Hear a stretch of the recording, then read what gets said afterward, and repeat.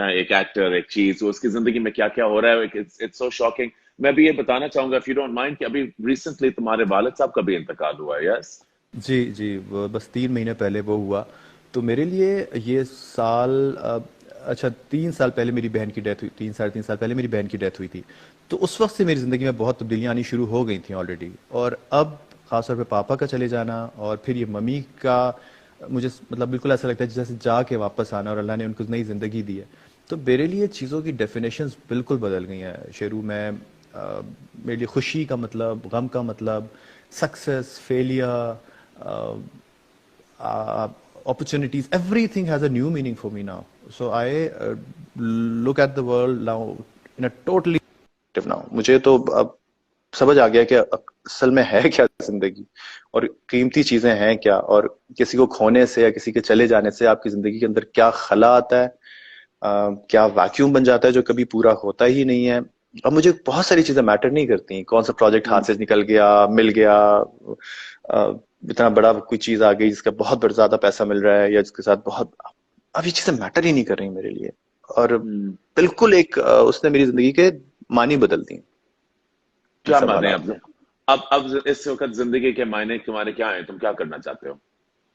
अब मैं देखें, मैंने तो बड़ी जल्दी जल्दी लोगों को जाते देखा, मैं पापा को छोड़ के गया था लाहौर, मेरा एक इवेंट था, एक पेप्सी का कुछ अ, तो मैं उसको वहां अटेंड करने गया हूँ और पापा को छोड़ के गया हूँ। और सुबह मुझे कॉल आती है मेट की, मैं पीसी में था और मुझे वहां कॉल आई कि आ, भाई पापा की डेथ हो गई।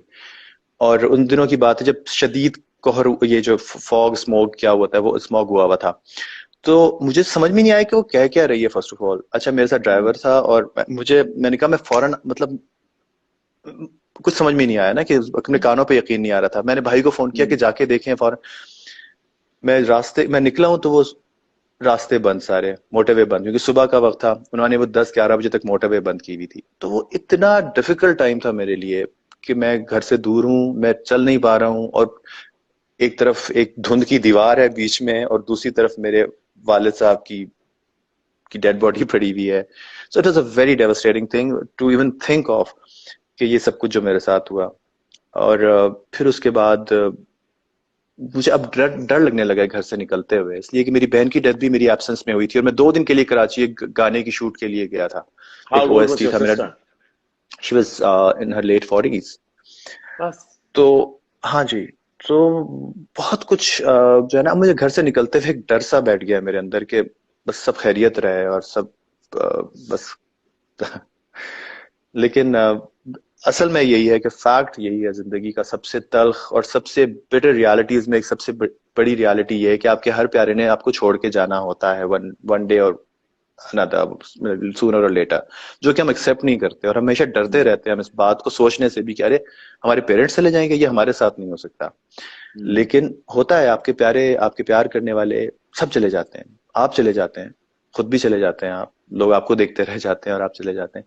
तो अब वो वाला वक्त आ गया है कि मेरा ख्याल है कि अब आपको इस बात की रियलाइजेशन हो जानी चाहिए कि ये जो दुनिया जिसमें हम रह रहे हैं ना, ये इसकी बहुत सारी चीजें इतनी इंपॉर्टेंट नहीं है जितना हमने उनको बना लिया। खासतौर पे इस क्वारंटीन के बाद, इस कोविड-19 के बाद ये इतना ओवर ड्यू था। उस दिन भी मेरी आपसे बात हो रही थी, तुम कह रहे थे कि यार कितना जरूरी था एक रियलिटी चेक कुदरत की तरफ से इंसानों को देना, कि ये चीजें बिल्कुल बेमानी है जिसके लिए हम सारी सारी जिंदगियां, कॉम्पिटिशन्स, जेलिसीज, जलन, वो क्या कर रहा है, मैं क्या कर रहा हूँ, वो क्या कर रही है, ये मुझे ये प्रोजेक्ट क्यों नहीं मिला, ये इतने पैसे कमा लिए। पैसे भी क्या होते हैं, मतलब मुझे तो लगता है कि वेल्थ भी आपको सिर्फ उतनी ही जमा करनी चाहिए जितनी आप अपनी जिंदा रहने से पहले आप खर्च कर लें, और कोई आपके हसरत ना रहे दिल में। लेकिन इतना पैसा जमा करना कि आपके पास बाद आपके पैसा भी बच जाए जिसपे आपकी फैमिली भी लड़ रही हो, और आपको आपने सारी जिंदगी अपनी हेल्थ गंवा दी, अपने प्यारों का साथ गुजारने वाला वक्त गंवा दिया सिर्फ पैसे के लिए, जो कि बाद शोहरत के में लिए। कुछ भी, शोहरत के लिए, जो कि बाद में कुछ मानी नहीं रखते। जब आप डेथ बेड पे होते हैं या आपका कोई प्यारा और आपके पैसे आपको नहीं, उसको नहीं बचा पा रहे होते, तो फिर आपको पता चलता है कि तो सिर्फ कागज के टुकड़े थे। हम्म। तो अ, अभी जिस तरह इरफान खान को आप देख लें, मैं उसकी जब वो वाला एक पढ़ रहा था 2018 में जो उन्होंने लिखा था, वो कितना सच एन आई ओपनिंग लेटर और मैसेज जो उन्होंने लिखा कि जिंदगी में आप क्या ख्वाब देख रहे होते हैं जब आपको पीछे कोई हाथ रख के कहता है कि भाई स्टेशन आ गया, तो आप कुछ समझ में नहीं आता कि आप क्या करेंगे इसका। हर इंसान वाकई लहरों पे एक बिल्कुल ना कुदरत की बनी हुई लहरों के ऊपर एक बिल्कुल छोटा सा एक लकड़ी का टुकड़ा होता है, और अब हम बिल्कुल उसके हाथ में खिलौना है, हम कुछ हमारे इख्तियार में कुछ भी नहीं। क्या बहुत फिलोसॉफिकल हो गया। Let's talk something happy. Let's talk about एक आखिरी चीज जो ये तुमने इतनी बातें की, आखिरी चीज ये क्या बात हुई? इतनी जल्दी मैं तुम्हारी जान नहीं छोड़ूंगा। नहीं नहीं, मैं तो तुम्हें जाना नहीं दे रहा। मैं तो इस कॉन्टेक्स्ट के बारे में एक मैंने चीज पूछनी थी। तो तुमने बड़ी मजे की बातें की, तुमने ऐसी बातें कर रहे हो जो सुनते हुए ना, देखो मैं तो तुम्हारा दोस्त हूँ, मैं तो तुम्हें जानता हूँ कि तुम अंदर असल में हो किस तरह के। बिकॉज तुम जब you're not Imran Abbas the star to me, तुम तो मेरे दोस्त हो, मगर बहुत से लोग इस तरह नहीं जानते, they don't know this side of you कि तुम इस तरह सोचते हो। तो अगर कोई पूछे जो तुम्हें ना जाने कि इमरान साहब आपकी इस वक्त अगर आप दुनिया को आपको याद करना हो तो आप क्या लेगेसी छोड़ के जाएंगे? तुम्हारी लेगेसी क्या होगी? यार दुनिया किसी को याद सच मुझे नहीं लगता कि अब रखने वाली कोई दुनिया रह गई है।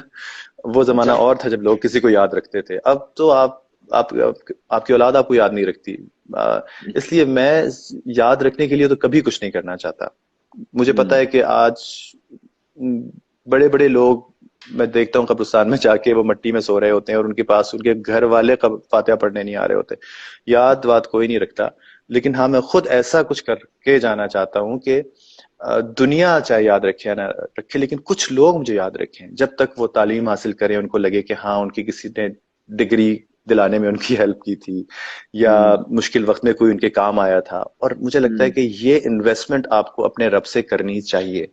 हम सारी जिंदगी जो ये जो इंश्योरेंस पॉलिसीज और स्टॉक एक्सचेंज के और अपने इन्वेस्टमेंट इधर उधर करते रहते हैं, प्रॉपर्टी में, रियल एस्टेट में, ये तो सारी यही रह जानी है। आपको कुछ इन्वेस्टमेंट अपने ऊपर वाले के साथ जरूर करनी चाहिए, और वो यही होता है कि आप ऐसा कुछ कर जाएं कि वो आपको बाद में आपके काम आए। तो ये कोई ऐसा मैं काम करके जाना चाहता हूँ, और अल्लाह मुझे इस छोटी सी जिंदगी में कोई जाने से पहले कुछ तो मैंने किए हैं, अल्लाह करे उनका मुझे अल्लाह उससे राजी हो, लेकिन कुछ और अभी बहुत मेरे कुछ चीजें हैं जो मैं जाने से पहले करना चाहता हूँ। इंशाल्लाह इंशाल्लाह मेरे दोस्त। Let's get back to your stardom now. तुमने इतनी चीजें काम किया हुआ है, मुझे याद है। हाँ इट इज ट्रू। देखो मेरी बात सुनो, लोग इमरान हमारी दोस्ती थी जब तुम काम शुरू कर रहे थे। हाँ एंड हाँ किया भी नहीं था अभी तो। आई थिंक हम लोग did we ever work together on show? हमने शो कभी कोई किया था? हाँ वो किया था, लेकिन शायद मैं वॉक नहीं कर पाया था उस पे। और खबर रियाज के स्टूडियो में मिले थे जो मुस्लिम टाउन में होता था। And you were the choreographer. बहुत पुरानी बात है, आज से कोई 15-20 साल तो 18-20 साल पुरानी बात होगी। हम 5 साल या 6 साल के थे तब। हाँ मैं तो बस अभी चलना ही मैंने शुरू किया था, और मैं फौरन मैंने कैट वॉक शुरू कर दी थी। डायपर्स में आए थे। डायपर्स में आया था। और अब फिर वही वक्त आने वाला है जब डायपर्स में ही जाने वाले हैं। वो एडल्ट डायपर्स होंगे। अल्लाह माफ करे। हाँ अल्लाह माफ करे। तो बस वो, और मुझे याद है उस वक्त आपके साथ मैं उस वक्त मिला था, और आप जब मैं स्ट्रगलर था या मेहनत कर रहा था। अच्छा मुझे अल्लाह का शुक्र है स्ट्रगल वैसे कभी करनी नहीं पड़ी। ये बड़ी अल्लाह की तरफ से। मुझे आज भी कोई मुझे मैसेज कर रहा था और मुझे पूछा था कि आप बताइए कि आप किस तरह बने और आपने कहाँ कहाँ ऑडिशन दिया। मैंने कहा मुझे हैरत होती है इस बात पे जब कभी मुड़ के देखता हूँ कि ना कभी मुझे बॉलीवुड में ऑडिशंस की जरूरत पड़ी, ना मुझे यहाँ ड्रामों में।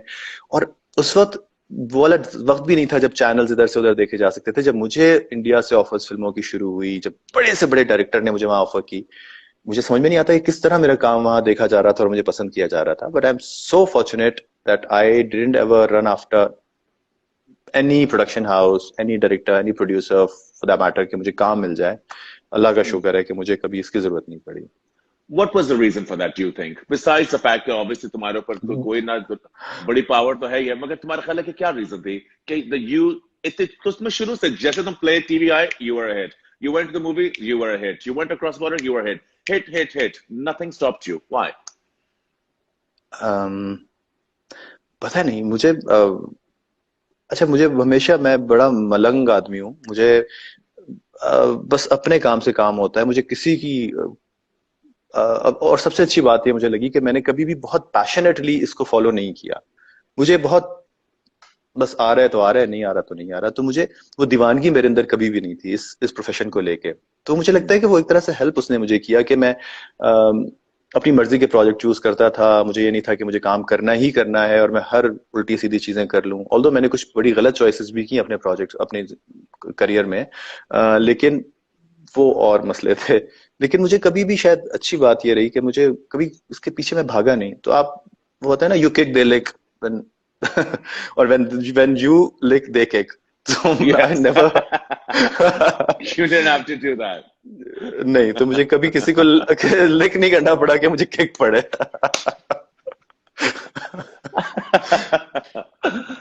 So that's बड़ा तुमने ऐसे का जवाब दिया. I wasn't expecting that, so I think I'm a little taken aback.